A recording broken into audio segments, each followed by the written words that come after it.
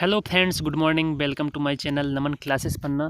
तो फ्रेंड्स, आज एक बहुत इंपॉर्टेंट वीडियो लेकर आया हूं मैं, जिसमें दोस्तों आप लोगों को जानकारी हो चुकी होगी। जैसा कि आप कल जानते हैं, एमपीटेट वर्ग 3 का प्राथमिक पात्रता परीक्षा का दोस्तों नोटिफिकेशन जारी किया जा चुका है, जिसमें दोस्तों आपको फॉर्म कब तक अप्लाई करना है, एग्ज़ाम डेट का भी, इसकी बीएड को इसमें इस बार शामिल किया जाएगा या नहीं, सिलेबस क्या होने वाला है दोस्तों, और आपको कौन सी बुक से पढ़ाई करना चाहिए जिससे आपका सिलेक्शन हो जाए। इन सभी जवाबों का दोस्तों सवालों का जवाब अब मैं आगे देने वाला हूं। इससे पहले दोस्तों, यदि आपने हमारे चैनल को सब्सक्राइब नहीं किया है तो चैनल को सब्सक्राइब करके बेल आइकन प्रेस कर देना, जिससे दोस्तों आपको आने वाली नोटिफिकेशन जल्दी ही आपको मिलते रहें, जिससे आप टाइम टू टाइम हमारे वीडियो देख पाएँ। तो दोस्तों चलते हैं, सबसे पहले हम देखते हैं। दोस्तों आप लोगों को जानकारी हो चुकी होगी, लेकिन दोस्तों मैं आप लोगों को ये पूरा सिलेबस कवर कराने वाला हूं कि किस तरीके से आपको किस एग्ज़ाम डेट के लिए क्या पढ़ना है।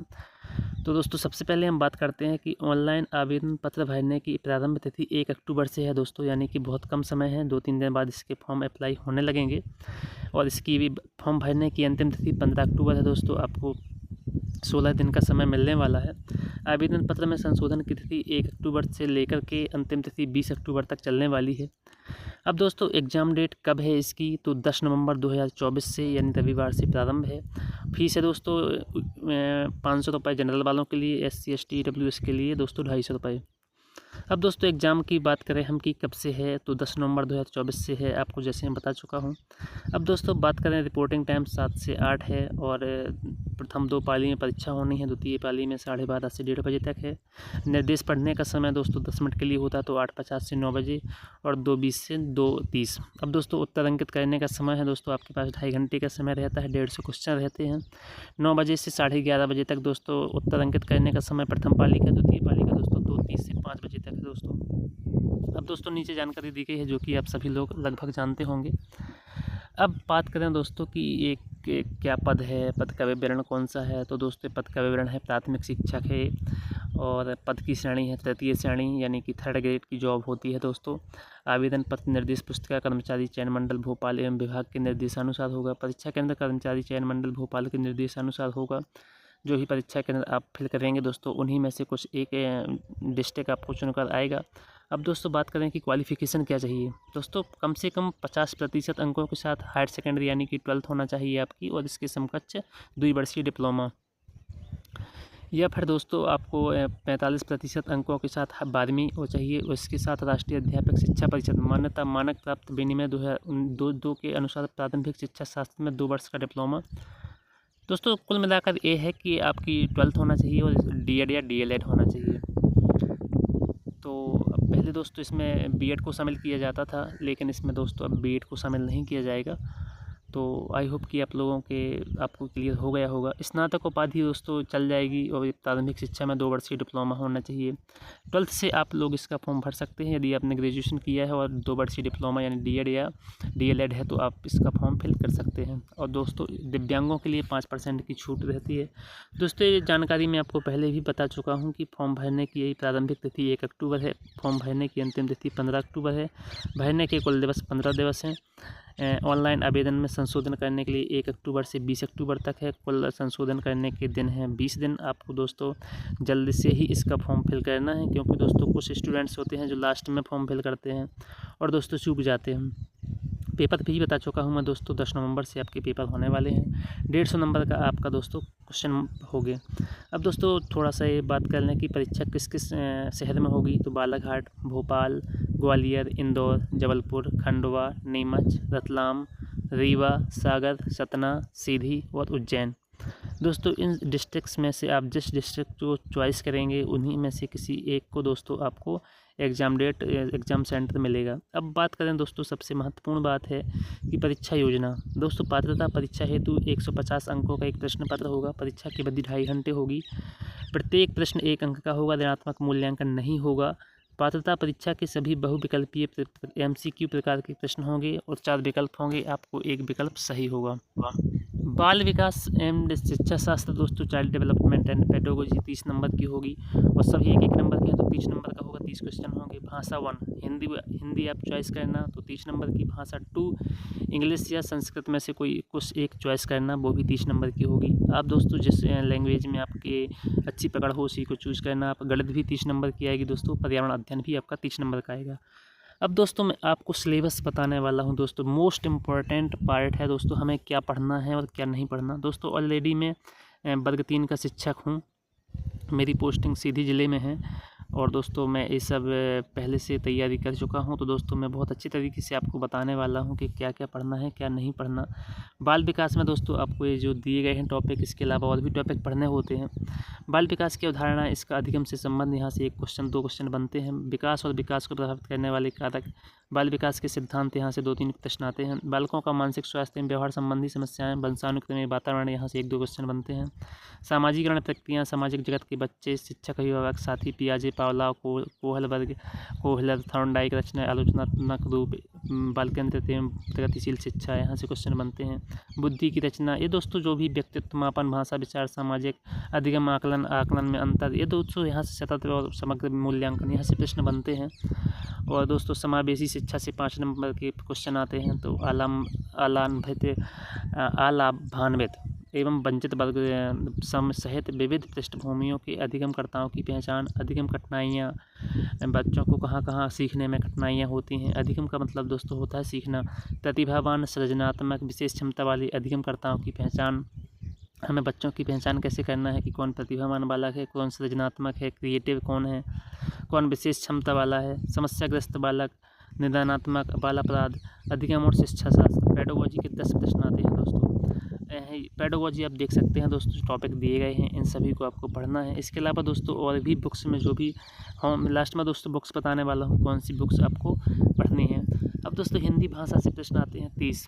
अब दोस्तों हिंदी का और यदि आप भाषा लैंग्वेज दोनों दोस्तों सेम है, क्वेश्चन सेम होते हैं, चाहे आप इंग्लिश और हिंदी हैं, थोड़ा लैंग्वेज का अंतर होता है। भाषाई समझ से दोस्तों 15 प्रश्न आते हैं। इसमें दोस्तों गद्यांश और पद्यांश दिए रहते हैं और इसमें दोस्तों गद्यांश पद्यांश के साथ में ही व्याकरण से प्रश्न उठा दिए जाते हैं। जैसे विलोम शब्द है, समानार्थी शब्द हैं, पूरी व्याकरण दोस्तों, संज्ञा, सर्वनाम, क्रिया, लिंग, वचन, कारक है।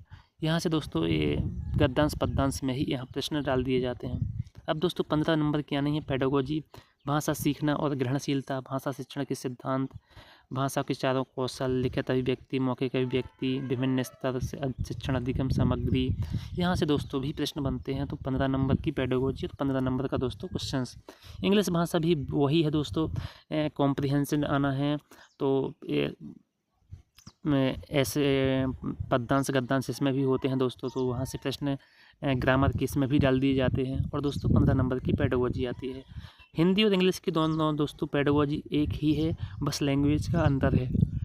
जैसे learning and acquisition of language, principle of second language teaching में दोस्तों बोलना चाहूँगा कि जिस लैंग्वेज में आपकी अच्छी पकड़ हो उसी लैंग्वेज को सेकंड में आप चूज करना। दोस्तों इस सिलेक्शन के लिए मोस्ट इम्पॉर्टेंट पार्ट होता है कि आप कौन सी लैंग्वेज को चूज करते हैं। तो आपको जिसमें अच्छी पकड़ हो उसी को चूज़ करना। मैं तो दोस्तों कहूँगा हिंदी वालों के लिए कि आप संस्कृत को सेकंड लैंग्वेज के रूप में लें। भाषाई समझ दोस्तों, हिंदी और संस्कृत दोनों एक सी है, थोड़ा लैंग्वेज का अंतर होता है। अब हिंदी और संस्कृत में भाषा को समझ सकते हैं थोड़ा सा, इसलिए दोस्तों बोल रहा हूँ आपको कि आप संस्कृत लें।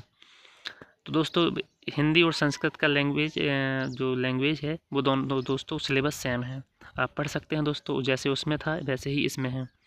अब बात करें दोस्तों गणित, संख्या पद्धति में दोस्तों मैं बोलूं कि 15 टॉपिक हैं। मैंने दोस्तों आपको सिलेबस गणित का बता चुका हूं, वीडियो में दोस्तों बताया है मैंने, आप उसको देख सकते हैं।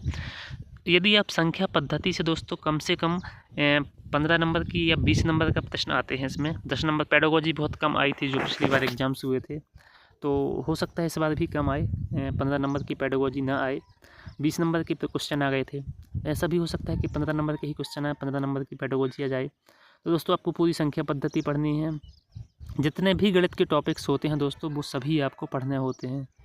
पिछली बार ये है कि ज्यामिति और क्रमचय संचय एंड निर्देशांक ज्यामिति यहाँ से क्वेश्चन नहीं बने थे। और दोस्तों जितने भी टॉपिक होते हैं 25 से 30 टॉपिक सभी से प्रश्न बनते हैं, आप देख भी सकते हैं क्या क्या दिया गया है। और कुछ जो पैटर्न वगैरह के क्वेश्चन हैं, जो रीजनिंग से भी क्वेश्चंस उठा के डाल दिए जाते हैं। सममिति, गुणा भाग पैटर्न। दोस्तों लेवल थोड़ा हार्ड नहीं रहता, लेकिन हो सकता है किसी किसी टॉपिक में लाभ हानि के क्वेश्चंस भी आते हैं। समय, कार्य, दूरी, ये सब क्वेश्चंस दोस्तों बनते हैं। साझेदारी के क्वेश्चन भी आते हैं, परसेंटेज के क्वेश्चन आते हैं, औसत के क्वेश्चन आते हैं, एंड चक्रवृद्धि ब्याज, साधारण ब्याज, यहाँ से भी प्रश्न दोस्तों उठाकर डाल दिए जाते हैं। 2D 3D दोस्तों ये मोस्ट इम्पॉर्टेंट पार्ट है।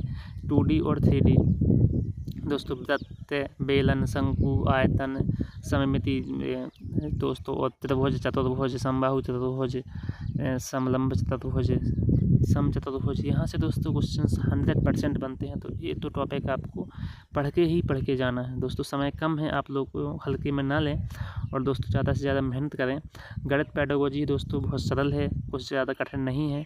मैं दोस्तों कवर भी कराने वाला हूँ इसी चैनल के माध्यम से आप लोगों को। गणित शिक्षण द्वारा चिंतन एवं तर्क शक्ति का विकास करना, पाठ्यक्रम में गणित का स्थान, गणित की भाषा, प्रभावी शिक्षण हेतु परिवेश आधारित उपयुक्त शैक्षणिक सामग्री का निर्माण, इसका उपयोग करने की क्षमता, मूल्यांकन की नवीन विधियाँ, निदानात्मक और उपचारात्मक विधियाँ होती हैं। दोस्तों गणित शिक्षण की नवीन विधियों का अच्छा शिक्षण में उपयोग कैसे करना है, इस तरीके से दोस्तों आपका कंप्लीट सिलेबस होता है।